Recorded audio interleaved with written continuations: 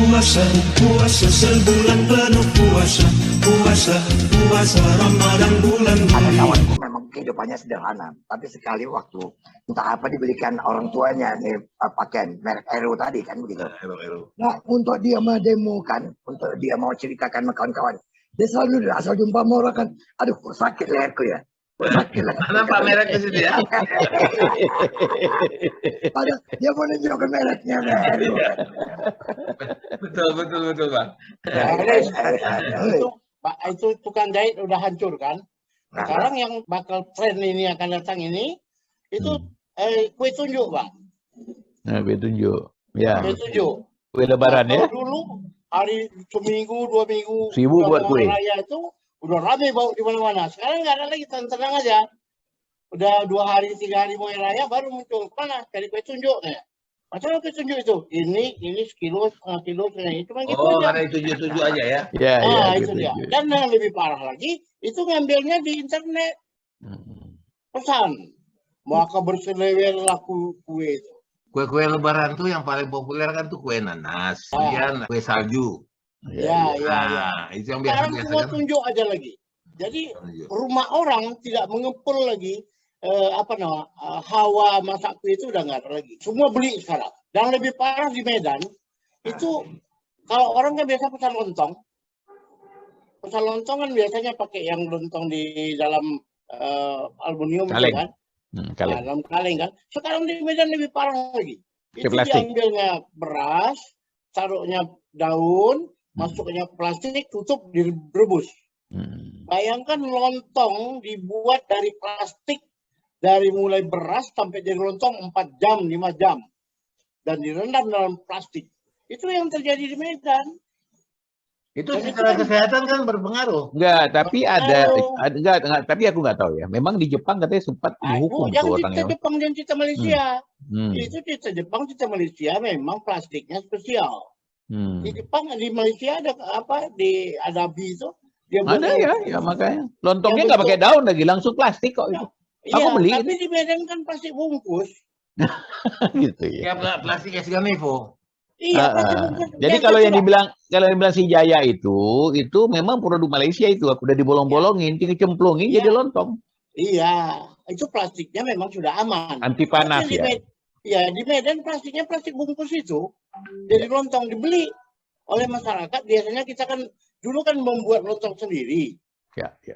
Nah, sekarang nggak ada lagi beli itu.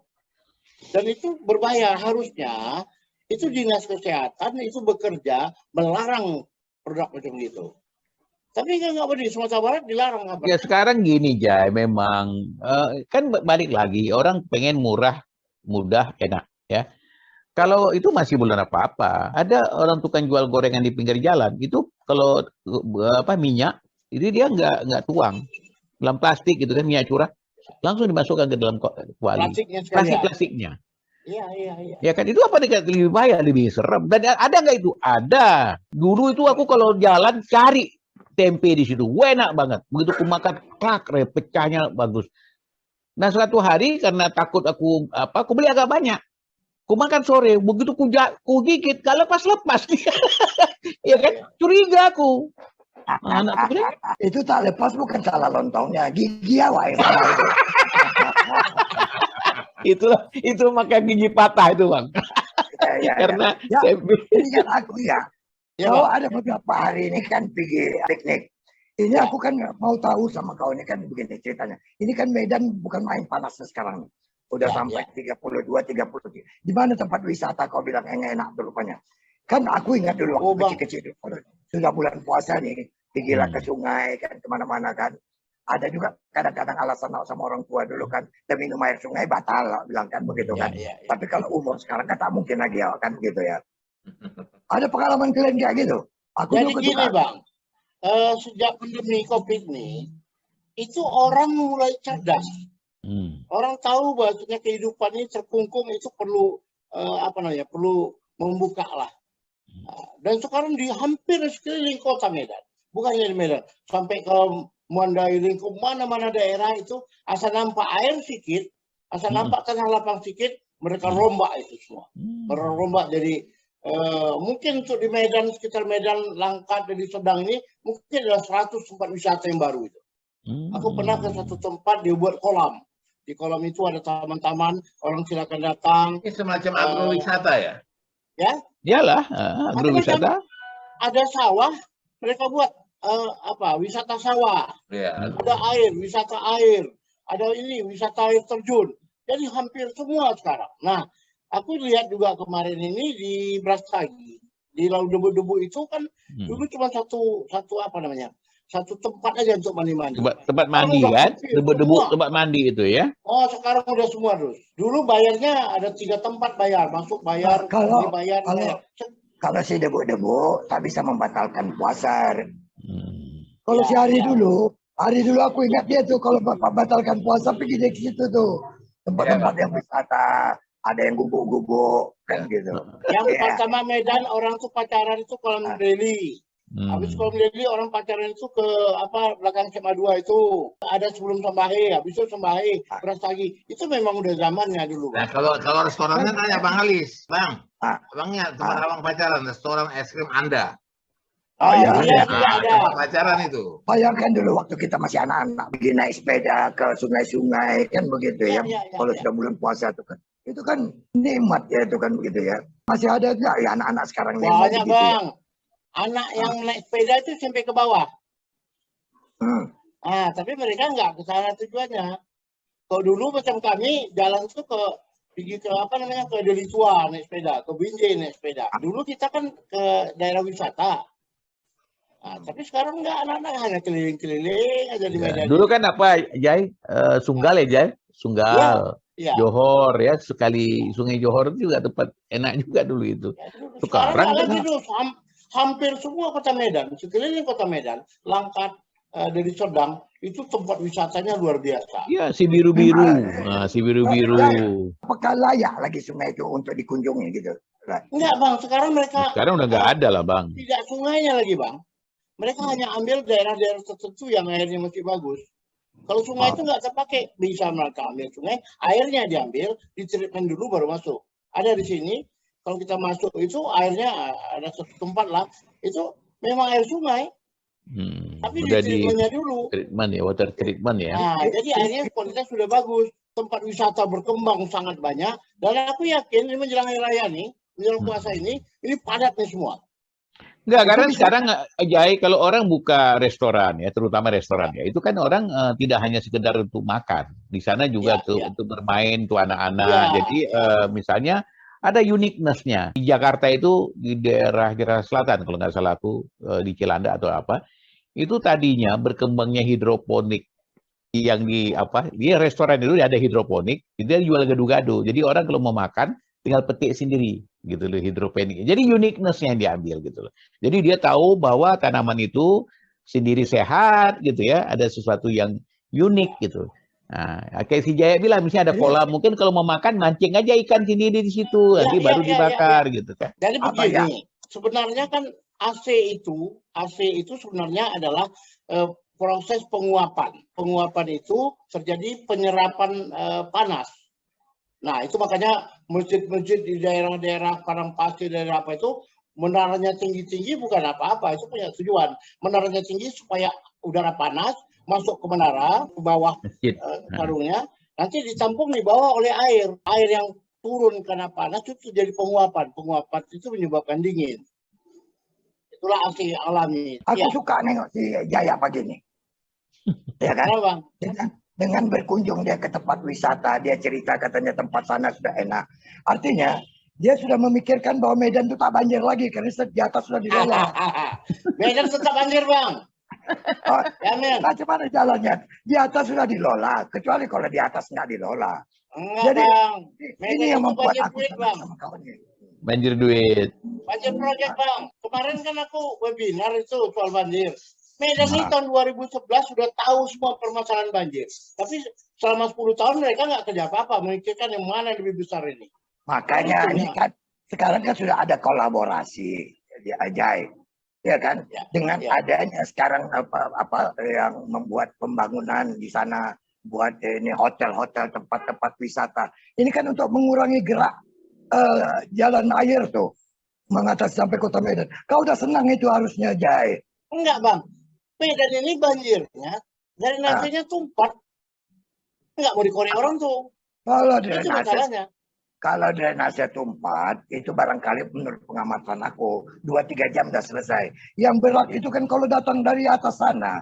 Kau selalu bilangkan itu sebenarnya. Kalau banjir itu bukan mereka nggak tahu-taunya masalahnya. Cuma mereka pikir di mana aku yang paling banyak dapat. Itu aja masalahnya. Tapi aku dengar-dengar selingan berita dari kawan-kawan.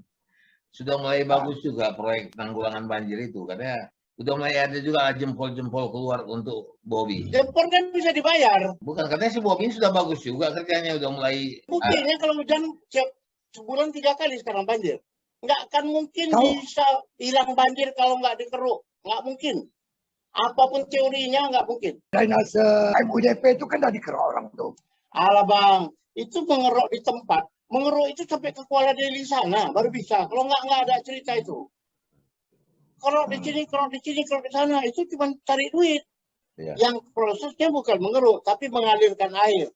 Air mengalir, kalau ujungnya tempat nggak bisa, Bang. Kalau lihat daripada keinginan Pak Wali itu sendiri, pemikiran kau apa? Ya, dikeruk aja. Di kota tidak akan bisa bekerja apapun kalau tidak dimulai dengan kepres. Nggak bisa. Masih belum sempurna ya? Bukan, memang belum ada terpikirkan aku buat, Bang. Wali kota menangani banjir tanpa konsep. Nggak ada konsepnya. Tapi penanganan banjir Medan itu harus dari hulu sampai ke bawah. Dan itu melibatkan kabupaten kota, kemudian dari Serdang, Karo, Medan. Dan itu harus dari hulu sampai ke hilir. Itu BWS sudah mencaplok yang bukan hak dia. Bukan kewenangan dia dicaploknya. Karena dikoreknya yang dikerjakan itu kanal, bukan sungai. Tapi makanya aku aku kalau kau ceritanya capek aku. Nggak selesai. Ya, iya. Tadi sore kali awak bicara tentang Lebaran, tentang kue puasa, Ramadan. Bang Ali saya punya kerja itu. Aku kepingin nengok Jaya marah kan dalam hal. Ya Bang Ali saja yang punya kerja. Ya kalau marah, mau cari dia marah tuh waktu cerita banjir. Kan begitu kan. Oh gitu ya.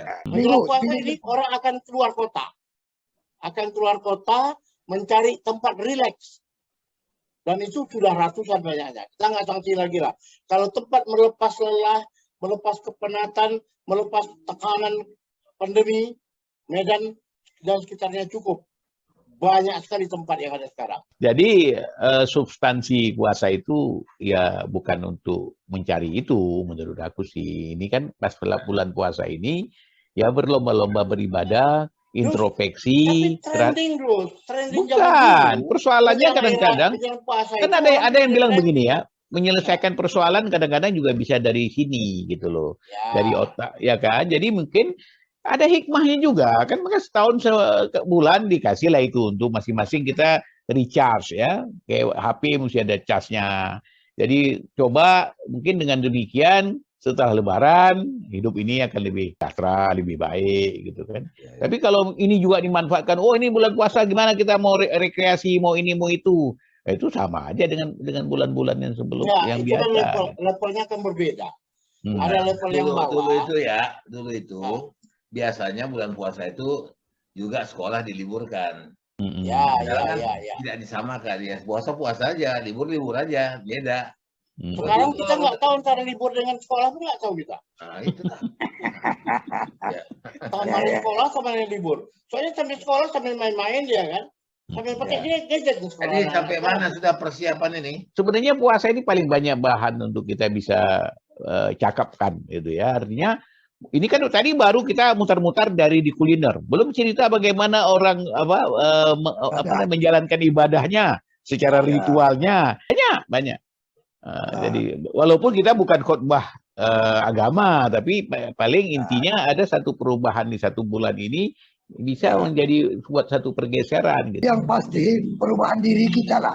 Betul. Ya kan, kalau dulu awak pergi terawih bawa lidi kan begitu, kawan awak di muka bagus-bagus tadi, gue di belakangnya kan begitu kan. Ada satu itu hadis ya kalau nggak salah. Begitu Rasulullah dibilang maaf saya lagi puasa. Artinya pada bulan puasa itu kita harus menahan diri gitu. Walaupun bagaimana godaannya untuk marah, untuk apa. Ini sekarang yang paling banyak yang terjadi apa sih? Ya aku baru cerita kemarin. orang bergibah, orang berfitnah, segala macam, adu domba, segala macam. Mudah-mudahan saja dengan bulan puasa ini bisa diredam gitu loh. Dengan meredam ini kita lihat apa yang akan terjadi. Kan kira-kira kayak gitu ya. Kalau kita mau ngambil itunya hikmah itu bulan puasanya. Ya, disitulah yang menggerakkan aku kemarin tuh kan barangkali untuk menghimpun kembali ibu-ibu nih tadi kan. Kan kalian lihat beberapa ibu-ibu nih ya.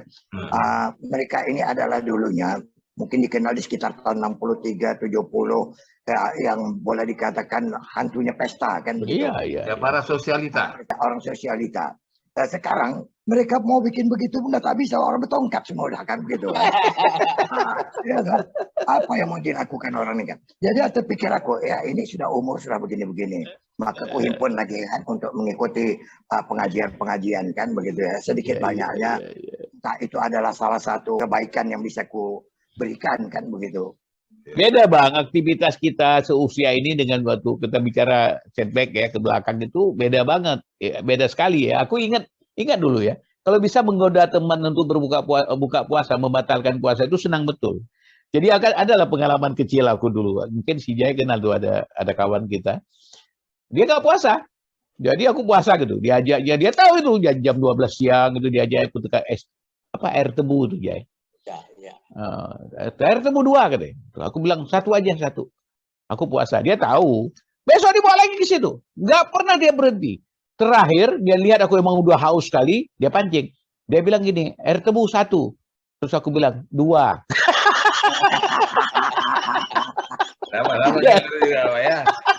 Ya. Jadi kan beda Bang. Dulu itu cerita-cerita gitu yang menarik, bagaimana menggoda itu cerita kemana-mana gitu kan. Oke.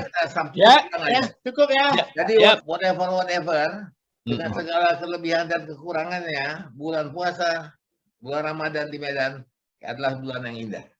Ya. Pasti itu. Ya. Itu ada kita rasa dalam hati. Cuman tak ada inilah ya. Kalau bulan puasa tak ditampilkan jus nih. Iya. Oke, yuk. Yuk, makasih. Makasih ya. Yuk, sampai jumpa ya. Oke, thank you ya. Sebulan menahan nafsu, menjauhi larangan Tuhan, meningkatkan ketakwaan, puasa dengan penuh ikhlas. Tingkatkan martabat diri